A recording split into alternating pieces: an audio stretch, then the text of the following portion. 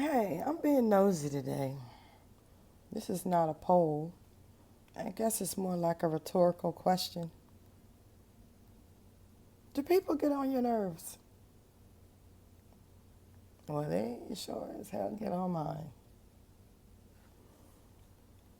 So instead of doing or saying something that would cause me to be in the unemployment line, I decided to bring my issue here. What kind of things do you do to cope when things are getting on your nerves?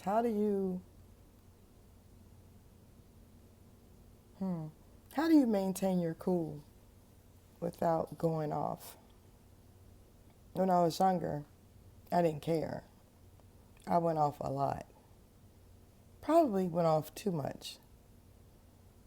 But I'm trying to change because, see, I know I have more years behind me than I do ahead. And at the end of this life, because I believe, I want to hear the Lord say, well done. I don't want to get to the point where I am so angry and mad that I just have a heart attack or something. Sometimes you can have a heart attack and be unaware that you've had one until you go to a cardiologist and he says something, or he's showing two EKGs or whatever you call those things, and he's showing you the difference. Well, I ain't trying to make myself sick. I can't allow people to live rent free in my head. And I really cannot worry about what someone has done or not done that doesn't concern me. I've heard a lot of people say that they're empaths. I know that I actually am one. My mother was one.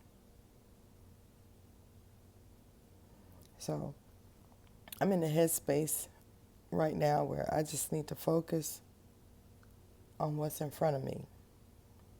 But sometimes I need help because don't ever let anybody lie to you and say once you decide to change your life that everything is going to be easy, because that's not true.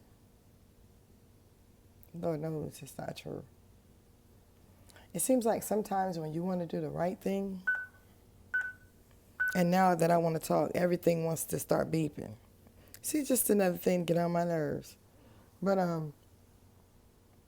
it seems like when you want to change for the better, break old habits that really don't bring life to you, that's when you're tested the most. That's when you're tested the most. When I say I want to encourage, uplift, and inspire that things do get better, things do.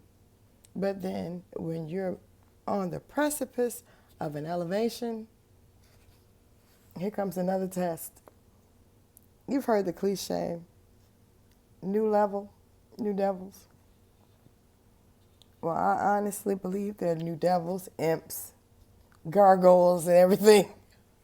Because today is a day that I can laugh now. I wasn't laughing earlier. Because I rarely turn on my camera just to talk to you guys. I hope that what I'm going through is not in vain, that it actually helps someone, to see someone going through the same thing and to see how they're dealing with it. I learn every time I turn on the computer, I'm learning something new. My mother always say, don't overlook anyone, and I don't. Don't get to a point in your life where you think you know everything, because you never will know everything.